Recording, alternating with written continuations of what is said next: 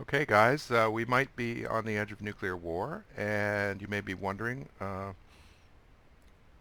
what you should do, and you may be thinking that you don't understand what's going on. So I understand what can go on this map, and I thought I would make a video about it before the radioactivity takes out all our computers. So this is a very fortunate outcome here, and there's an expression, the stars were in alignment, and this is a perfect example of that. Now, the first thing that's good is I spawn downstairs, which means I can get to a spotting position relatively quickly, dead ahead, and not lose too much because this WZ-131 it's got decent acceleration, but its top speed is abysmal. So it really it's a huge handicap for the tank, especially if you prefer to drive around to light up targets and do a lot of evasion and a lot of movement. This tank is absolutely no good for that.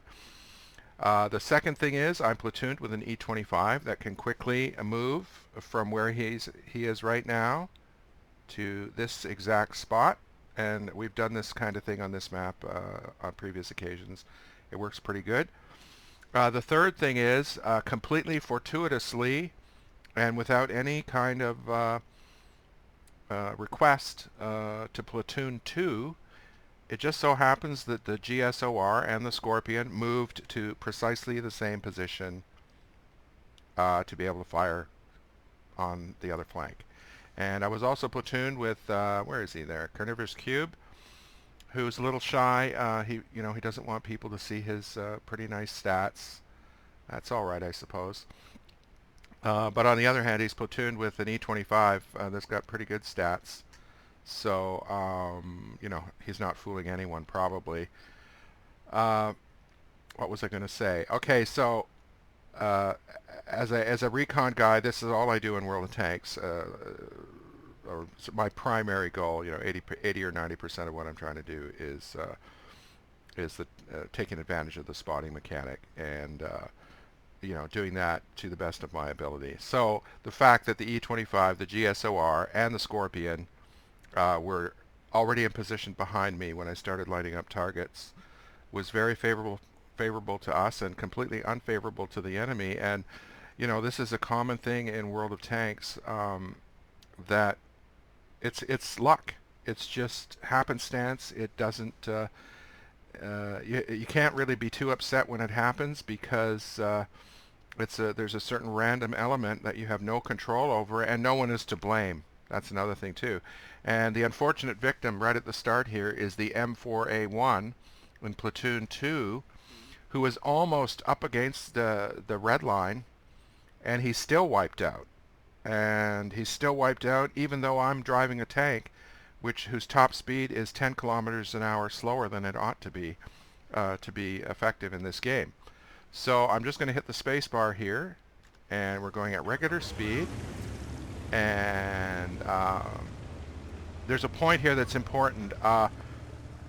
You do not go. You never sacrifice gravity. So in order to drive around successfully, you should have the ability to drive downstairs with speed instead of possibly climbing out. So if you look behind me, the 3 TDs are almost in position. I haven't spotted anything yet, and I just want to show you the dilemma of the M4A1 over there. Okay, wait, there, okay. Distance, you can barely see it on the screen. It's 355 meters, and if you look at the map, he is almost up against the red line, and he's climbing out to get into position where the mediums usually fight, right over there. See, our guys are all lined up, ready to take them on. And what could he do? Let's be honest here. If I had been in my old MT-25 when it could go 72 and 76, well, it never had a turbocharger option before it was nerfed. But I would have been here even quicker, possibly even before these guys were ready to shoot. So, and on this map, that's what people do over there. They get ready to fight over here, and should they have a right to feel safe? Well, not against me. So I'll hit the space bar, and I immediately turn away the moment the light. And I wasn't seen either. And possibly I could have sat in a bush here, but I'm reluctant to do that because. Okay, there. I got to call out the Type 62. That's wrong. He should be climbing in front of me to prevent this from happening. There is a possibility that if he had appeared in front of me here, that I would have been seen, and those guys over there could have possibly avoided the massive damage they're about to receive. See, I've already got quite a bit there. I was seen. 1,400 damage. That's the entire health of the Tier 8. I don't have his name. I'm gonna contact his platoon mate and try to get his name and just send him a message about this video. So you can see here that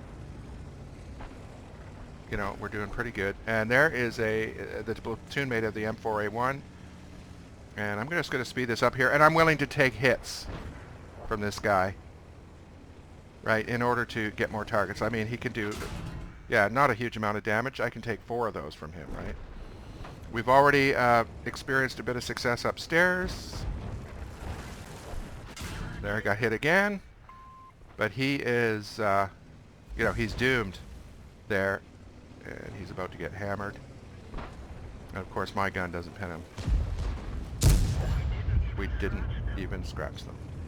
But he's about to blow up. Courtesy of the GSOR, I believe. Yes. Oh, no, Scorpion got him. Okay, they're pushing the other flank. And I'll just advance this real quick. So there's I could take one more hit from him. And he's gone. And the Type 62, I believe he's about to get hit by Cube. Yes. And I'll just show you this. I don't play peekaboo with people. If I have an opportunity, I just go right up to them and punch them in the face. And I'll take the hit. I knew he'd probably hit me, but I can take him out. So, and I'm still alive. And there's one more victim here, the poor Super Hellcat. That is probably aghast that this is all taking place in, it's almost a 5-minute battle, right?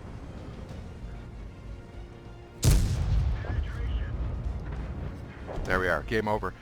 5-minute battle, all because of something that is largely random. There's a lot of light tanks players in this game that would not do what I did in that situation, but I'm familiar with the opportunities on this map. And again, I have to mention Platoon 2 there for being in the right place at the right time. And like I said, true story. Obviously, you can see it on the screen. We were not in comms with those people, but they went to exactly the right spot. And that's what I'm always looking for, is to get targets for the most powerful guns on the team, and that can be ruined if people spread out, if they go to the wrong place, and if they're unfamiliar with the best firing positions that are suitable for the map. And before I go, I should say that TD players have to think about that. Find a spot where a decent reconnaissance vehicle will get you what you want, not a spot where that's impossible. And I leave you guys the responsibility of figuring that out for yourselves. Okay, so it was game over, and I hope you enjoyed the video.